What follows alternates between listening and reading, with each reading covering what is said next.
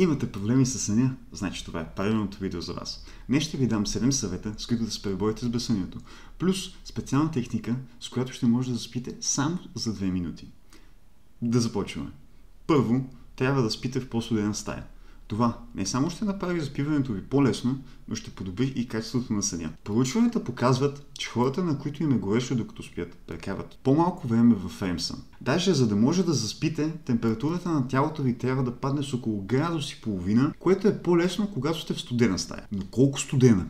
Предположителната температура на стаята за по-лесно заспиване е 18 градуса. Дори да прекалите с намаляването на температурата, това пак е по-добре, отколкото да е прекалено горещо. Съвет номер 2.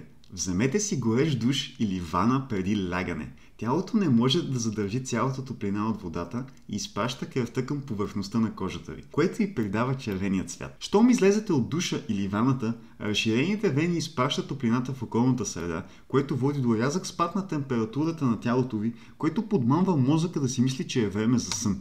Преминаваме към съвет номер 3. Махнете всичките часовници от стаята. Самата възможност да си гледате часовника ще ви кара да го гледате и да си пресмятате колко не сте спали и колко сън ви остава, ако заспите точно в момента. Това от своя страна ви повишава стреса и ви пречи да заспите. Преминаваме към съвет номер 4. Не прекалявайте с кафето, колата или чая през деня, защото на организмът му трябва около 10 часа, за да може напълно да преработи кофеина, който сте пеели. Също така не е хубаво да преяждате преди да лягате или да лягате на празен стомах. Съвет номер 5. Тренирайте сутрин. Физическата активност може да ви помогне да заспите по-бързо, но гледайте да не тренирате 2-3 часа преди времето ви за лягане, защото това може да има обратния ефект. Съвет номер 6. Релаксирайте преди лягане. Ако мозъкът ви е възбуден, ще ви е по-трудно да заспите. Изберете някоя релаксираща дейност, като четенето на книга, за да вкарате мозъка си в правилната настройка, за да може да заспите по-лесно. Съвет номер 7. Набавете си повече слънчева светлина през деня. Тя балансира нивата ви на мелатонин и кортизол. Опитайте се да сте на слънчева светлина за поне 30 минути на ден. Това помага на тялото да регулира вътрешния ви часовник, което от своя страна ще ви помогне с това да заспите по-лесно. Добре, ако след всичко това още не можете да заспите, то със следващата техника ще сте в земята на сънищата за нула време. Техниката е изработена специално за американските пилоти, защото често са правили грешки, които са могли да бъдат избегнати, ако са спали по-добре предишната вечер. 96% от тях успяват да заспят само за 2 минути, даже и да стоят изправени, след като са тренирали тази техника 6 седмици.